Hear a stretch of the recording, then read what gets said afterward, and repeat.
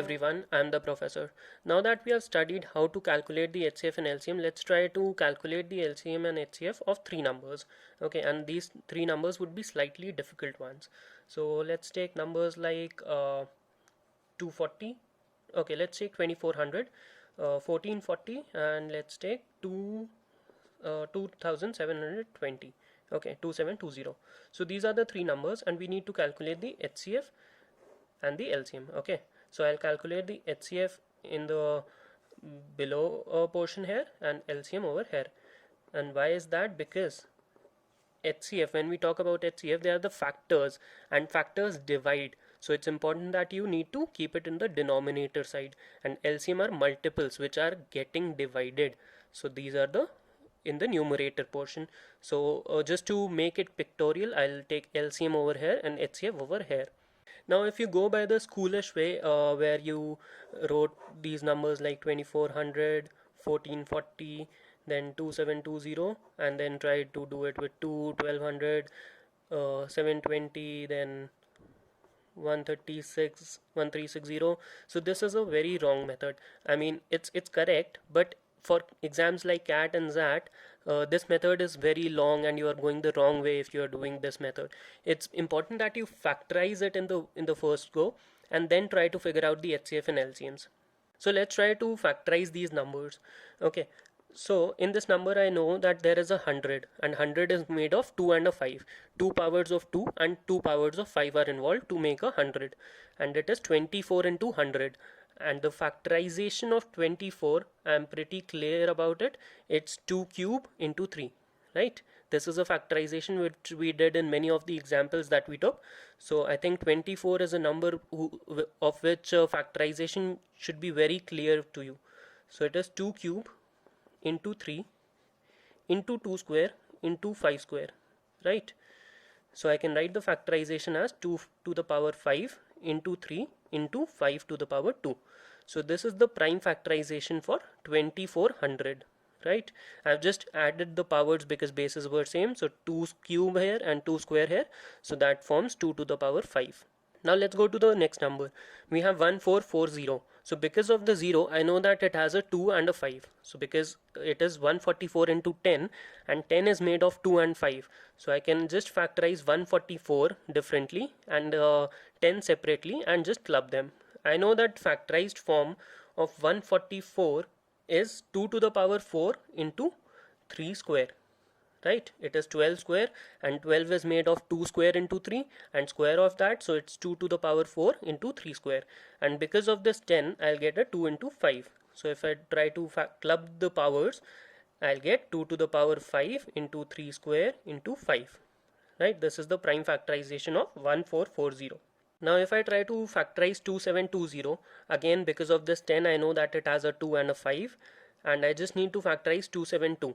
So I'm not very sure about the factorization of 272. So what I'll do here is I'll check for the divisibility. I have checked, I know the divisibility rules for 2, 4, 6, 8 and so on and so forth. So let's see if this number is divisible by 2. Yes, it's an even number, it is divisible by 2. By 4, since it's 72, 72 is a multiple of 4, so it is divisible by 4. I know that it is divisible by 4. Let's check it by 3 just in case. So 2 plus 2, 4 plus 7, 11. 11 is not a multiple of 3, so this number is not divisible by 3, neither by 6 or any other number of multiple of 3. So I'll just break it down with the help of a 4, right? If I divide this 2720 by 4, I'll get 4 into, and this will give me 6, 8 and then a 10, right? So now just while you are factorizing, it's not important that you factorize it in one go. You can just separate it into different numbers which are easy to factorize further. Now that I've got 4, 68 and 10, I can factorize it very easily. So this gives me 2 powers of 2, and there is 1 power of 2 here. So 3 powers of 2 are available. 68 is nothing but 17 into 4. So these are the tables which you need to learn and you need to be very thorough with. So 17 into 4 is 68. So there are 2 powers of 2 in 68 also. So 2 powers here, 2 here and 1 here. So that gives me 5 powers of 2 in all. There is no power of 3. Yes, there is no power of 3. There is only 1 5. So this is 2 to the power 5 into 5. And 68 was 4 into 6, 17. 17 into 4 was 68. So there is a 17 also. 17 is a prime number. So in the prime factorization form, this number can be written as 2 to the power 5 into 17. Now I need to calculate the HCF of this number. So HCF is the common factor, a number which will divide all three of them. So 2 to the power 5 will divide this, 2 to the power 5 will divide this, 2 to the power 5 will divide this. So I am taking the lowest power in each case, in each of the prime factors. So 2 to the power 5 is a part of my HCF. Then there is 1 power of 5 here and 1 power of 5 here and 2 powers here. So I'll take the least power because only one 5 can be divided by every number. So there is only 1 power of 5. For 3 I just missed 3, so I'll write it afterwards. So 3, there is 0 power of 3 here, 1 power of 3 here and 2 powers of 3 here. So actually in the HCF there won't be any 3 because 3 cannot divide this number. So HCF, the common factor, would not have a 3 in it. Same with the case of 17 also. Since 17 is only present in this number and not in these numbers, so 17 won't be a part of the HCF. So if I calculate the HCF, 2 to the power 5 is 32 into 5. This gives me 160, right? 32 into 5, 160. So my HCF is 160. Now if I go with the multiple, the LCM, so I need to find the common multiples. So I will take the highest powers of each of the prime factors. So for 2, I have 2 to the power 5 in each of these numbers. So my LCM would also have 2 to the power 5. For 3, I have 1 power here, 2 here and 0 here. So I'll take 3 to the power 2 because everything should be multiplied. So a common multiple should have at least 2 powers of 3.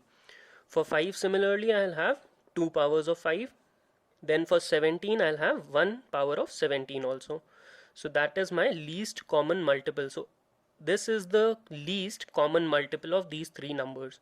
If I need to calculate this, this is 32, this is 9, 32 into 9 will give me 288, this is 25 and 17. So I can just multiply this also, 288 into 25. So if I multiply 25 with 300, I'll get 7500, and then 12 into 25, that is 300, I'll subtract it. So this will give me 7200 and then 17. If I just multiply it again, 72 into 17 will give me 1452, then 7, 12. So 1, 2, 2, 4 and 2 zeros. So this is my LCM. I hope this multiplication is clear. If it's not, when you'll practice with Vedic maths, it will become more clear how to do multiplications very quickly. Now, though this process seems a bit lengthy, but if you are going with this way, this will help you in the smaller type of questions. But when the questions of exams like CAT and XAT will come, this method is more accurate and it is more easy. It seems lengthy because we are doing it for the first time, but when you will be in regular practice with it, it will become easier and easier. Now that we have done a question on how to find LCM and HCF, these numbers were pretty imaginary in nature. If we look at a exam point of view, the kind of numbers that we'll be dealing with would be something like 12, 20, 15. So this is a very common combination that you will find when we'll be discussing time and work. During that topic of arithmetic, this is one of the very common pairs that you will come across. Anyway, to find the LCM and HCF of this number, instead of factorizing it and going by this method, there is also another shortcut which you can use. You can just assume the multiple of the largest number to calculate the LCM. Since LCM, we need to calculate the common multiples, right? The largest is our least priority. Firstly, we'll try to figure out the common multiples. So if I take the largest number of these three, that is 20, and I try to figure out the multiples. So multiples would be 20, then 40, 60, 80, 120 and 150, 140 and so on, right? Even 100, I'm sorry. Yeah. So these are the multiples of 20. Now I need to check which of these multiples is common to 12 and 15 also. So is 20 a multiple of 12? It's not. Is 40 a multiple of 12 or 15? It's not. If we go about 60, 60 is a multiple of 12 as well as 15. So 60 is our common multiple. And since this was the first common multiple, that means this is the lowest common multiple.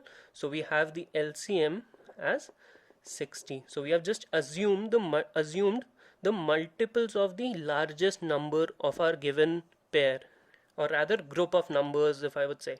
Now if I need to calculate the HCF in this case, I can check for whether the HCFs is 2, 3, because I have the numbers given are very small. It's 12. So even if I just check the factors of 12 and see if any of those factors are common to all these numbers.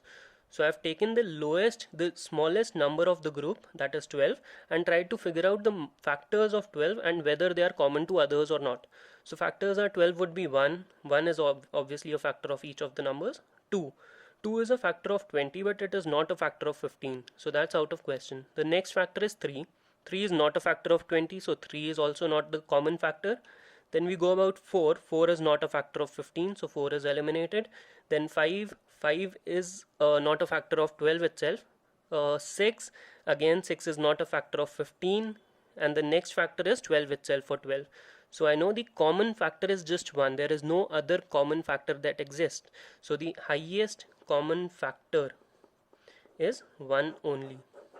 So this is a very kind of a assumed method, if I would say, and it's very easy to use in smaller questions where you just need to find the HCF or LCM. Now going by the same logic, if I take another group of numbers, let's say 320, 480, 640. So this was the example that we took in our previous video lectures also. So if I try to figure out the HCF and LCMs of these numbers, let's see how we can do that. So I know that 10 is common in each of these numbers. I can easily I can set aside that 10 from the group of numbers, because 10 would be the common multiple of each of the numbers also. Okay. So if I try to figure out the common multiple for 32, 48 and 64, and at the end I'll multiply a 10 to get the common multiple of these numbers. So for 32, 48 and 64, so the largest number here is 64. So I'm just taking the numbers 32, 48, 64. I've set aside that 10. And the largest number here is 64. So if I try to take multiples of 64, the next one would be 128. The first one would be 64, then 128, then 192, then if I would say 248, no, just give me a moment, 256. Yeah, 256. So these are the multiples of 64. Let's try to see which of these multiples are common to these numbers also. 64 is a multiple of 32, but for 48, 64 is not a multiple of 48. So 64 is not my LCM or a common multiple in that case. 128, if I consider, 128 is not a multiple of 32 itself. So 128 is again not my answer. 192, if I check, it's the third multiple of 64. 48 into 8 will give me 192. Sorry, 48 into 4 will give me 192.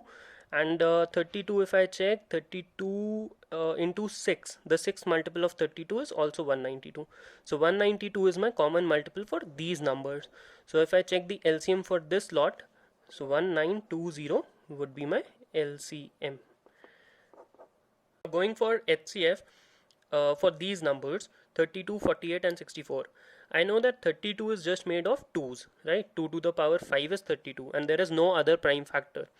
So if we talk about common factors, the common factor should be only powers of 2. That's for sure. So if I check 2 to the power 5, 2 to the power 5 is a factor of 32 as well as 64. But 2 to the power 5, that is 32, is not a factor of 48. So 2 to the power 5 is not my answer. 2 to the power 4, that is just 1 less than that. That is 16. 16 is a factor of 32. 16 is a factor of 64, and 16 is also a factor of 48. So the HCF, if I talk about these three numbers, the HCF is 16 HCF. But if I talk about the original lot, I had a 10 common in all the numbers, so I'll just multiply a 10 with the HCF. So my HCF for this lot was 160. So that's about how you approach this type of questions. Thanks for watching. Keep studying. Stay safe. I'm the professor. See you. Bye-bye.